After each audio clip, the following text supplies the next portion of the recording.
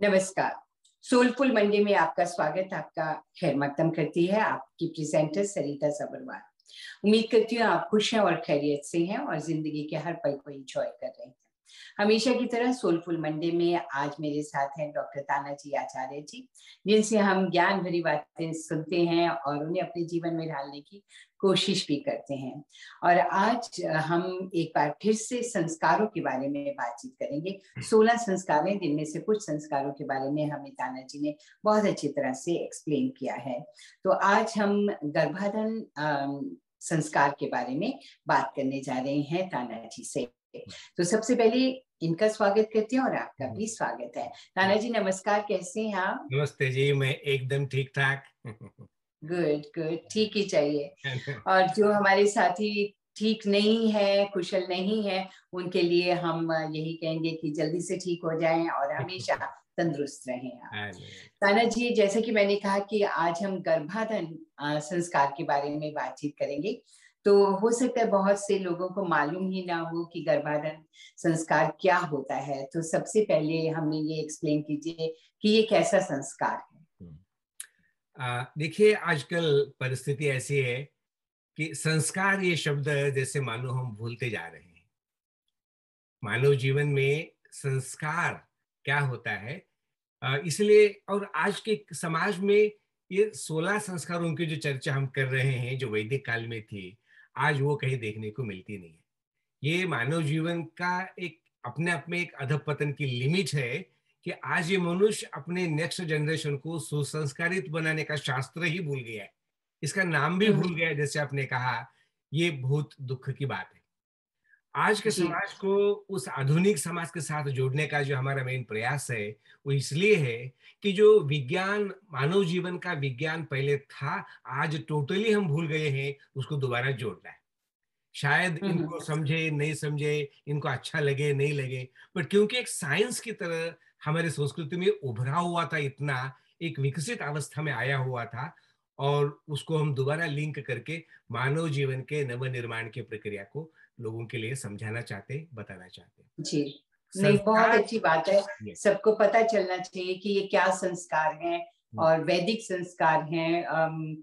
हर संस्कार की अपनी इम्पोर्टेंस होती है, तो इस संस्कार की भी इम्पोर्टेंस भी हम जानना चाहेंगे कि क्या इम्पोर्टेंस है मानव जीवन। मेरे दृष्टि से ये संस्कार बहुत अधिक इम्पोर्टेंट है। यदि हम मनुष्य इस संस्कार का महत्व समझे, तो बाकी जीवन बहुत सरल होगा और बाकी संस्कारों का महत्व भी आपके समझ में आएगा। तो संस्कारों का इन जनरल जो मुख्य महत्व है, वो यही महत्व है कि मानव जीवन का नवनिर्माण हम कैसे करें। ये उसकी मुख्य बात है। 16 संस्कारों में ये जो पहला संस्कार है, यहाँ तो अभी बच्चा पैदा ही नहीं, शादी तो अभी अभी हो गई है, अभी तो बच्चा पैदा करने का केवल मन में विचार आया है, और उस बिना बच्चे के होने वाले बच्चा जो कौन है पता भी नहीं है, अभी वो माँ के गर्भ में आया भी नहीं है। माँ के गर्भ में आने के पहले का संस्कार है। ये सोचने की बात है कि बच्चा नहीं है, अभी तो केवल पति पत्नी है, और इस अवस्था में संस्कार का क्या महत्व है। जी। ये भारतीय ऋषियों की ये सोच है कि मानव जीवन के नवनिर्माण की प्रक्रिया की शुरुआत वो बच्चे के जन्म होने के पहले वो माँ, पति और पत्नी के ऊपर और उनके माध्यम से संस्कार करने का ये प्रयास हो रहा है। उनके माध्यम से मानव के नवनिर्माण का प्रयत्न और संकल्प और वो विधि वहां से स्टार्ट हो रही है। और जो 16वां संस्कार है, सबसे लास्ट वाला, वो मृत्यु के बाद होता है। इन्हें ऋषियों ने शरीर के जीवन के बनने के पहले से लेकर के जीवन समाप्त होने तक जो है संस्कारों का विचार किया हुआ है। तो विचार कीजिएगा कि इसमें कितना गहन, कितना डीप उन्होंने विचार किया हुआ है। जी। तो ये जो गर्भाधान संस्कार है, ये कंसेप्शन जिसको हम कहते हैं अंग्रेजी में, गर्भ का आधान, अर्थात मानव जीवन का गर्भ में प्रवेश, उसकी स्थापना करना, गर्भ का आधान करना, अर्थात जहां पर स्पर्म और जो ओवम है, रज और वीर्य है, इन दोनों का एक साथ जोड़ के रख देना माँ के गर्भ में, जिससे कि वो गर्भ आगे बढ़ता रहे। तो ये जो वो प्रक्रिया है, इसको मूलतः गर्भाधान संस्कार कहते हैं। तो इसमें दो बातें मुख्य रूप से आती है मानव जीवन के निर्माण में। एक शारीरिक विकास और दूसरा आत्मिक विकास, और दूसरे उसका बौद्धिक विकास भी आप कह सकते हैं। बॉडी, माइंड एंड सोल, इनका विकास कैसे हो।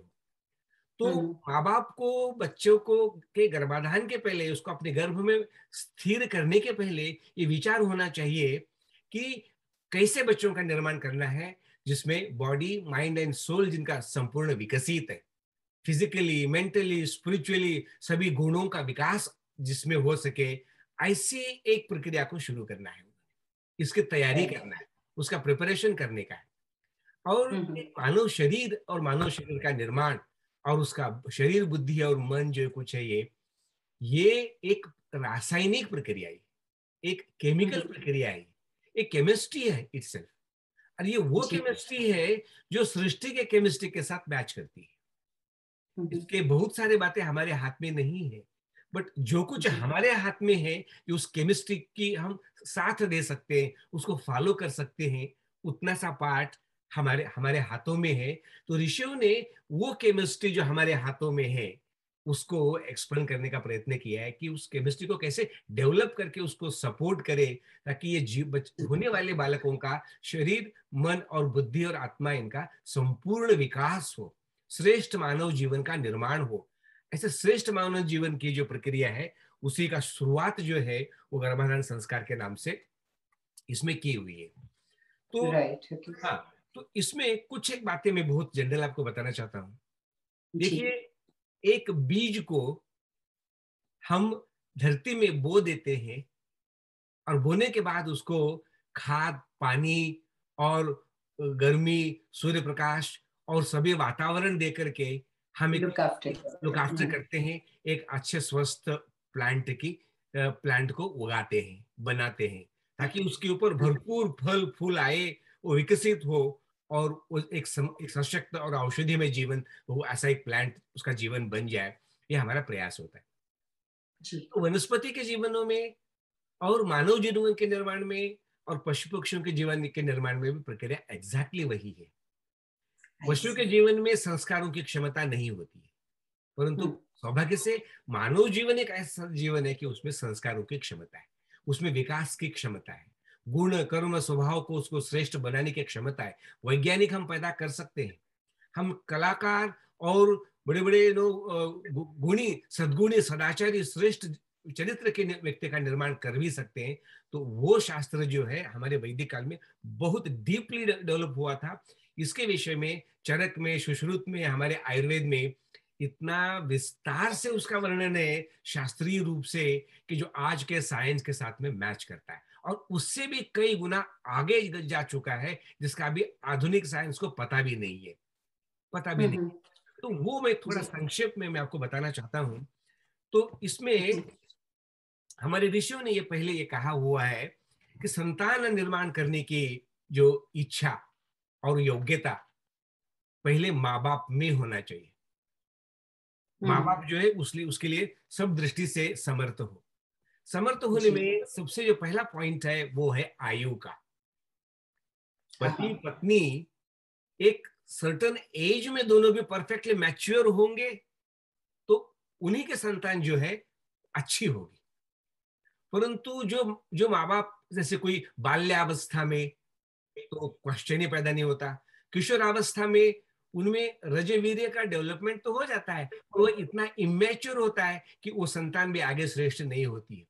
तो इसीलिए हमारे ऋषियों ने कहा कि संतान निर्माण करने के पहले सबसे पहली जो महत्वपूर्ण बात है, वो युवा अवस्था में विवाह करके पति पत्नी अपने संतान का निर्माण करने की प्रक्रिया का वो शुरू करें, उसका सोच सकते हैं। वो दोनों परिपक्व होने चाहिए, उनके रज और वीर्य ये सर्वथा परिपक्व होना चाहिए। और उसके एज में सामान्य रूप से ऐसे बताया हुआ है, सामान्य रूप से ये आयुर्वेद की बातें हैं, इसमें मैं मन से कुछ नहीं बोल रहा हूं, आप आयुर्वेद में जाकर के देखिएगा। तो ये बोला है कि स्त्री की आयु कम से कम 16 वर्ष की हो होनी चाहिए, और 16 से 40 के बीच में। जी, इतने इतने इतने समय में वो उनका जो है संस्कार, वो बच्चे पैदा कर सकती है। और पुरुष जो है 25 से लेकर 48 साल तक, 25 से 48 और फीमेल स्त्री फीमेल कितनी का है? 16 16 से साल से 40 वर्ष तक, 16 से 40 40। 40 रफली। उसमें ऐसा बोला है हम्म, कि 16 मिनिमम, 20 मीडियम, और जो है 40 तक जो है कर सकती है। पर मैच्योरिटी एज जो बताई है, जो उसके रज और वीर्य की मैच्योरिटी की एज जो है, स्त्री की 16 से लेके 24 तक है। हाँ जी। उसके बाद वो मैच्योर होता है, और 24 के बाद में 40 वर्ष तक मैच्योर स्टेट बनी रहती है। मैं रज वीर्य की बात कर रहा हूँ। और वीर्य जो पुरुष का है 25 साल के बाद मैच्योर है, बट वो 25 से 40 साल तक और मैच्योर होता है, और 40 से 48 साल तक भी वो और मैच्योर होता रहता है। तो आई सी। तो उत्तरोत्तर जितना थोड़ा सा देरी से हो जाए, तो वो जो रजवीर्य का जी की परिपक्वता जो है वो बहुत अच्छी होती है, ऐसा आयुर्वेद में ये कहा हुआ है। आजकल जो सो बाल, बोलो। एक दफा ताना जी, अगर किसी ने हस्बैंड वाइफ ने सोच लिया है कि अब संतान का निर्माण करना है, तो उससे पहले क्या वो पंडित जी को बुलाकर ये संस्कार करते हैं, या क्या होता है? या किस तरह से विधि विधि क्या है? बेसिकली उसके पहले संस्कार जो है, सच पूछो तो एक साधारण रूप से हवन है। हवन। इस संस्कार को, गर्भाधान को, संतान को निर्माण करना एक धार्मिक, एक पवित्र, एक श्रेष्ठ और एक उत्तरदायित्व का कार्य है, क्योंकि हम एक श्रेष्ठ नेक्स्ट जनरेशन का निर्माण करने वाले हैं। उसके बीच में कितना कुछ साइंस, कितना कुछ उत्तरदायित्व हमारी सिर के ऊपर होता है, वो सारा के सारी चीजों से अवेयर करने के लिए। आज जैसे आजकल हम बिना प्रयोजन के, बिना सोचे, ऐसे आउट ऑफ पैशन जो है बच्चे पैदा हो जाते हैं, पता भी नहीं होता है। ऐसे एक्सीडेंटल बच्चे पैदा करने से कोई श्रेष्ठ मानव का निर्माण नहीं होता, परंतु उसको एक अत्यंत श्रेष्ठ, पवित्र, मंगल और ईश्वर के सृष्टि प्रक्रिया का एक वैज्ञानिक कार्य समझ करके पति पत्नी दोनों संकल्प के साथ में, अपने अत्यंत प्रसन्नता के साथ में, और अपने आने वाले भावी परिवार के जीवन के बच्चों के निर्माण के लिए कोई काम करते हैं, तो वो भावना, वो विचार, वो ध्येय, वो लक्ष्य लेकर के आप चलोगे, तभी जाकर के इसका निर्माण होगा। तो ये ज्ञान, ये भावना देने के लिए ये संस्कार की भावना है। इसलिए वहां पर पंडित आते हैं, इसलिए वहां पर हवन करते हैं। उन आहुतियों के द्वारा भी ईश्वर से प्रार्थना करते हैं कि भगवान, जिस गर्भ की स्थापना भी ये पति पत्नी करने वाले हैं, वो गर्भ सुरक्षित रूप से 10 महीने तक बढ़े, उसमें कोई रोग, कोई बीमारी, कोई व्यथा, कोई डिफिकल्टी नहीं आए, स्वस्थ बलवान बच्चे का निर्माण हो। ऐसे ऐसे जो है प्रार्थना भी करते हैं, और उसके लिए उस रूप के औषधियां भी दी जाती है, जिसमें बहुत सारे ऐसी। औषध और आहार विहार का नियम है कि उस बीच में जैसे माता पिता भात है, दूध है, गेहूं है, और मूंग है, तुअर है, इलायची, केसर, कस्तूरी, सुंठ, ब्राह्मी, जायफल, ऐसे ऐसे सुंदर बुद्धिवर्धक और गुणवर्धक पदार्थों का सेवन का विधान किया हुआ है। और मद्य, मांस, दारू, शराब वगैरह इस तरह के बहुत टॉक्सिक चीजों और से दूर। इनऑर्गेनिक पदार्थों का नहीं खाना है, ताकि बच्चे के बुद्धि का विकास हो। ऐसे बहुत सारी बातें परिवारों को, आने वाले जनरेशन को समझाने के लिए वहां पर पंडित का, विद्वानों का होना बहुत जरूरी होता है, क्योंकि सामान्य लोग जो है इस बात को जानते नहीं है। तो ये आयु की बात बहुत इंपॉर्टेंट है। और आजकल लोग जो है बेआयु के बचपन से ही वो सब शुरू कर देते हैं, और होता क्या है कि वो रादर माँ बाप के आरोग्य को खराब करने वाला भी हो जाता है। तो संक्षिप्त में कहने के लिए जी। दूसरी बात जो है वो ऋतु की बात कहते हैं। ऋतु कहते हैं मौसम, समय। अभी धरती में सब प्रकार के बीज होते हैं, और मौसम आने पर ही वो बीज से पेड़ बनता है। मौसम के बिल्कुल। पहले नहीं बनता है। चाहे बीज भी था, पानी भी था, और मौसम नहीं था। तो स्त्री और पुरुष के जीवन का एक मौसम होता है, एक एक अवस्था, एक स्थिति होती है, सिचुएशन होती है। और उसको मैं कहूं संक्षिप्त में, तो मौसम में जैसे पीरियड कहते हैं इंग्लिश में। जो जो लड़के ना 16 14 15 साल के बाद में लड़की जो उपवर हो जाती है, और वो उसका पीरियड शुरू हो जाता है। तो पीरियड का शुरू हो जाना जैसे ऋतु का शुरू हो जाना। यहाँ पर पशुओं में ऐसा कोई ऋतु।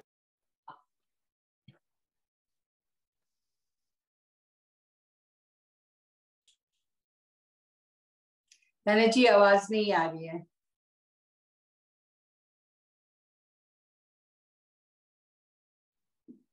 अभी आ रही, अभी आ रही। या हाँ, अब या तो ऋतु के समय में एक है, पशु में और वनस्पति में ये ऋतु नेचुरल होता है, अपने अपने टाइम पे वो उनका वो होता है, गाय भैंस जो भी होता है उनका नेचुरल टाइम पे ऋतु आता है, ऋतु में ही उनके संतान उत्पन्न होती है।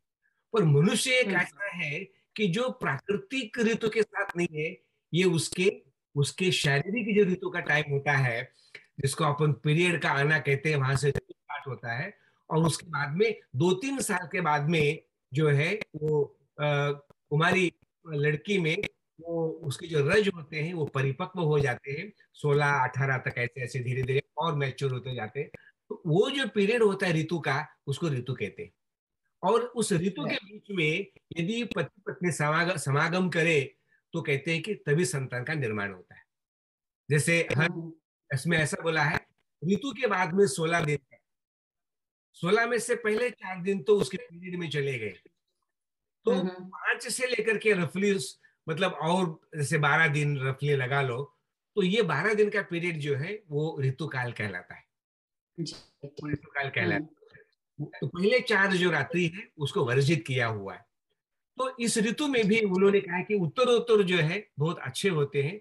तो इसमें एक बहुत बड़ा लंबा ये ऋतु का जो है उन्होंने वर्णन किया हुआ है। उस ऋतु काल में समागम हो तभी जो है संतान निर्माण होता है, गर्भ की धारणा होती है। तो इस बात का हमको बहुत ध्यान रखना चाहिए। और ये गर्भाधान का ऋतु का जो समय है स्त्री के लिए रफली 40-45 का दिया है, क्योंकि उसमें उसके बॉडी में जो जो फॉर्मेशन जो होता है, पोषण होता है शरीर का, वो प्रक्रिया प्रॉपर अच्छी होती है, जिसको एनाबॉलिज्म या क्षय कहते हैं। पर 40 के बाद में जब उसके शरीर में अपचय होने लग जाता है, क्षय होने लग जाता है, उसका कैटाबॉलिज्म वीक हो जाता है, तो फिर क्या होता है, फिर वो रज की क्षमता कम होती है।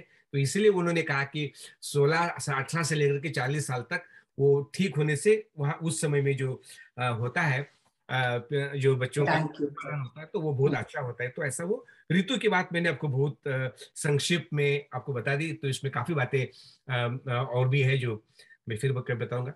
दूसरी बात है क्षेत्र की। क्षेत्र में जैसे भूमि, जैसे माँ का गर्भाशय जो है वो भूमि कहलाता है। तो उसके उसके लिए जो प्रिपरेशन होता है वो पीरियड के टाइम में होता है, और उसके बाद में वो जो पीरियड होता है वो गर्भधारण करने के लिए योग्य होता है। आफ्टर 4 दिनों के बाद में उसको कहते हैं क्षेत्रीकरण, ने अभी रेडी है, गर्भ में धारणा करने के लिए गर्भ रेडी है। पर कोई प्रॉब्लम होता है तो औषधियों से उसको सपोर्ट करके उस गर्भ को गर्भाधान के लिए योग्य बनाया जाता है। तो ये उसके बात कही उसमें। और इसमें कई सारी बातें, गर्भाशय में प्रॉब्लम होते हैं, बहुत कुछ समस्याएं उसमें विकार होते हैं, तो उन सबका जो है औषधियों से उसका इलाज करने का वो नियम है वो। तो भूमि के बाद में बीज की बात आती है। बीज जो होता है, जो स्पर्म होता है, उसको कहते हैं। और माँ जो है जैसे भूमि की तरह, गर्भाशय क्या है, भूमि है उस बीज के ग्रो करने की। तो जो पुरुष और स्त्री के समागम के बाद में जब गर्भ में जब स्पर्म का, शुक्र का जब आधान होता है, तो तब जाकर के वास्तविक जीवन का निर्माण होता है। उसमें भी पुरुष के स्पर्म कितने स्ट्रांग है, कितने मैच्योर है, क्या मैच्योर नहीं है, क्या बीमार है, क्या विकृत है, उन सब पे डिपेंड करता है। तो जो नस्ल होती है, जो पुरुष के बीज होते हैं, उसकी क्वालिटी, उसका बैकग्राउंड, उसकी हेरिडिटी, उसकी सात्विकता, राजसिकता, खान पान, रहन सहन, विचारों का पूरा प्रभाव उस वीर्य में, स्पर्म में होता है। वैसे ही माँ के रज में भी होता है। तो माँ बाप के संस्कार और उनके जो सामर्थ्य है उसके, वो सारा का सारा जो है उसमें आता है। तो पूरे वंश का जो रूप उसमें आ जाता है। तो माँ बाप के दोनों की पूर्ण आत्मा जो है उस बीज में समाहित हो जाती है। तो वहां पर और भी ऐसा वर्णन किया है कि पुत्र के प्राप्ति के लिए भी वो क्या करे, पुत्री के प्राप्ति के लिए क्या करे, ऐसे बहुत सारी बातें उसमें वो कही है। दूसरी एक अंबुज नाम के एक उन्होंने एक क्षेत्र, एक बात की बात की हुई है। अंबु होता है माँ का जैसे एक रक्त, जो जो जो जो पीरियड में जो स्त्री के से जो रक्त का स्त्रव होता है, बहता है, वो स्त्रव 4 दिन के बाद जब रुकता है तो वही रुके हुआ जो जो ब्लड है, जो जो केमिकल, जो जो स्राव है, उस स्राव जो बच्चे के निर्माण में लगता है। और गर्भ रुक गए गर्भ रुक गया तो समझ लेना कि अभी वो रक्त जो माँ के पेट में पैदा होता था वो बच्चे के निर्माण में चला जा रहा है, तो वो बच्चे का निर्माण करता है। बच्चा पैदा होने के बाद में कुछ समय तक वो चलता रहता है और वो उसी रक्त से माँ के वो दूध बनता है। जब बच्चे का दूध पीना बंद होता है तो तब जो है दोबारा फिर माँ को पीरियड का स्टार्ट होता है। तो वो जो रक्त है जिसको हम रक्त के नाम से कह रहे हैं उसको अंबु कहते हैं। तो उस अंबु की जो क्वालिटी है वो माँ के खान पान, रहन सहन, रोग बीमारी इन सब के ऊपर डिपेंड करता है। इस तरह से वो अंबु, वो बच्चे के जिससे बच्चे का निर्माण होता है केमिकली, भगवान कैसे उससे उस जल से बच्चे का निर्माण करता है, कैसे उस अंबु में उस जल में वो बीज जो है स्पर्म बढ़ता है और बच्चे का निर्माण करता है, ये अपने आप में एक बहुत बड़ी सोचने की बात है। पर फिर भी उसमें उन्होंने ये कहा कि गर्भधारणा के बाद भी जैसे च्यवनप्राश है, चंद्रप्रभावती है, ऐसे बहुत सारे औषधियां गर्भकपाल रस के नाम से भी वो कहा जाता है। तो ये सब बातें उन्होंने कही हुई है। और गर्भाधान का जो गर्भ के समय में जो बच्चे की शिक्षण होता है ना, वो शिक्षण गर्भ के बाद, जन्म के बाद में नहीं होता है। वो टाइम होता है आप मनोवांछित संतति का निर्माण कर सकते हो, उसी समय में कर सकते हो। जैसे बहुत सारे एग्जाम्पल जानते हैं ना, अर्जुन और सुभद्रा का बेटा अभिमन्यु जब गर्भ में था तो चक्रव्यूह में घुसने का तो जो बातें अर्जुन ने सुभद्रा को बताई वो तो अभिमन्यु ने सुनी, तो बाहर निकलने के बाद नहीं सुनी, तो वो संस्कार उसके जीवन में नहीं आया। जैसे अष्टावक्र ने अपने माँ के पेट में रहते रहते वेदांत सुन लिया था, तो वेदांत तो पहले तैयार था उसका। मदालसा नाम की जो गायिका थी वो गर्भ में ही उन्होंने अपने गायन को अपने सीख लिया था।